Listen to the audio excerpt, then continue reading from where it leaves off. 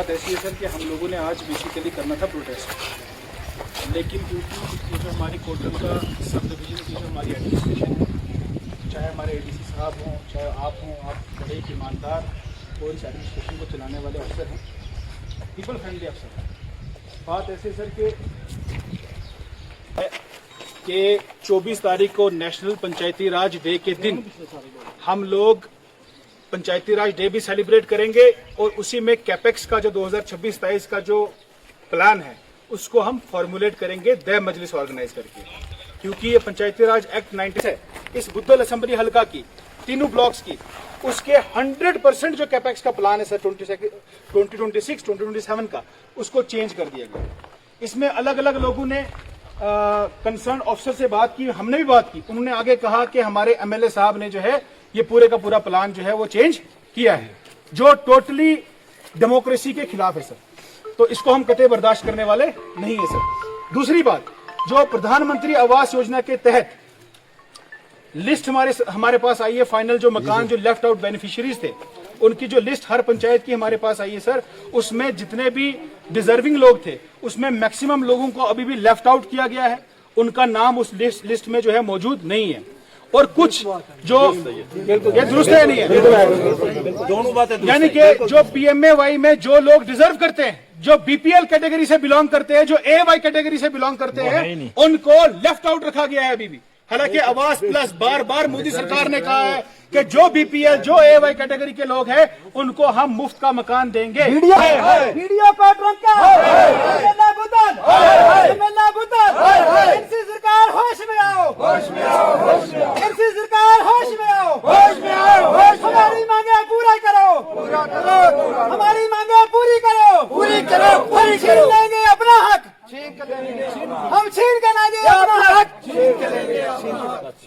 आज पूरी इस सब डिवीजन में हमें कोई दिक्कत आएगी, हमने जनाब के पास आना है।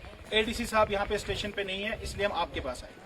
सर, एक विडो है जिसके हस्बैंड की डेथ आज से 6 महीने पहले हुई या साल पहले हुई, उसकी 2 छोटी छोटी बच्चियां हैं, वो एएवाई कैटेगरी से बिलोंग करती है, उसके पास एएवाई कैटेगरी का जो है राशन कार्ड है। सर, क्या वो इस पीएमएवाई की लिस्ट में उसका नाम होना चाहिए, या ऐसे करोड़पति नेशनल कॉन्फ्रेंस के वर्करों का नाम होना चाहिए जिनके पास 10-10 बिल्डिंगें हैं सर बनी हुई? जो बच्चों का होना चाहिए। सर, ये आरडीडी डिपार्टमेंट नहीं है, हमारे मीडिया के हमारे भाई सुन रहे हैं, ये आरडीडी डिपार्टमेंट नहीं है, ये एनसी के एजेंट्स बैठे हुए आरडीडी डिपार्टमेंट में। इनको शर्म आनी चाहिए इन चोरों को।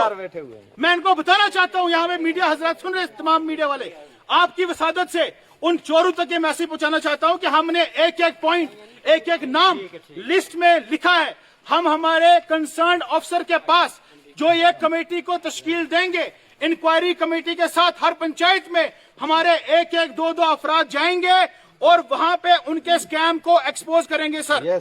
लेकिन ये बात सिर्फ यहां तक नहीं रहेगी, उन चोर मुलाजमों को उनकी अकाउंटेबिलिटी फिक्स करनी पड़ेगी। वो एमएलए का सिर्फ नाम लेके, एमएलए की पुष्ट बनाई लेके वो गरीब लोगों के मुस्तकबिल के साथ खिलवाड़ नहीं कर सकते सर। उनको किसने हक दिया? सर, आप सीनियर केएस अफसर हैं, सिर्फ कोटरंका सब डिवीजन में आपको लगभग 5 साल हो गए अपनी सर्विसेज सरंजाम देते हुए ईमानदारी दयानदारी के साथ। मैं अपने खून से लिख के देता हूं, आप अपने घर को जाके कंपेयर करिए सर, और एक यहाँ के जीआरएस के घर को देखिए, आपको जमीन आसमान का फर्क नजर आएगा जनाब।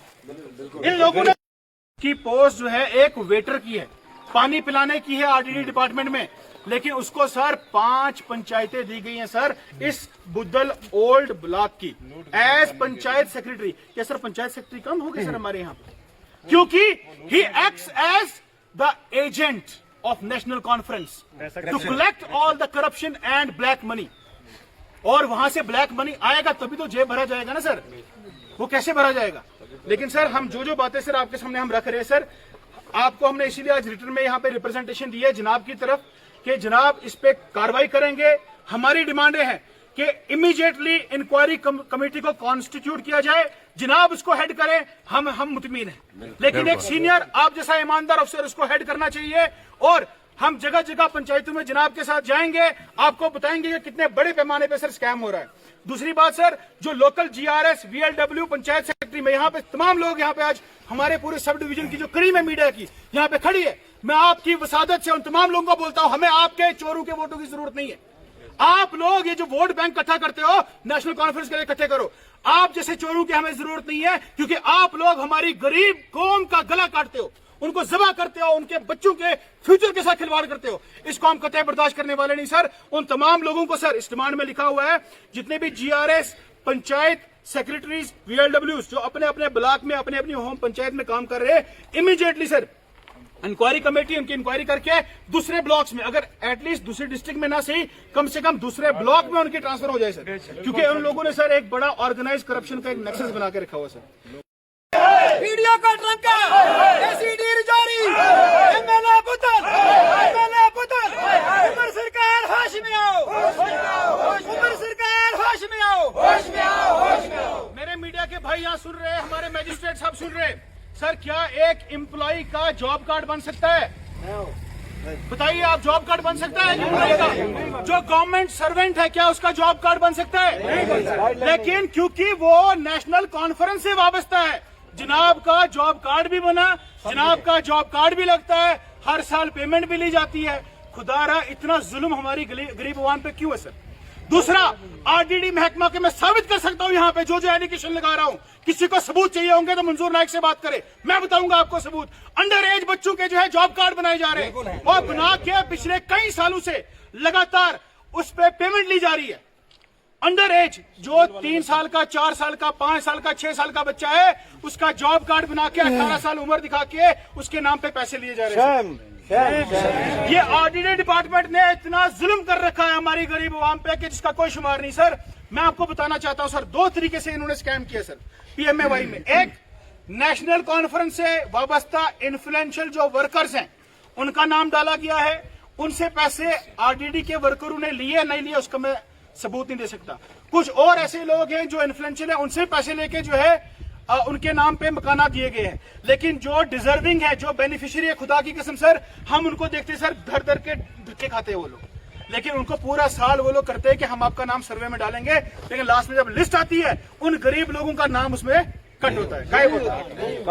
सर ऐसा भी स्कैम इसमें आया है जनाब कि अनमैरिड लोगों के नाम सर PMAY में आए हैं सर। अनमैरिड लोग जिनकी शादी भी अभी तक नहीं हुई है।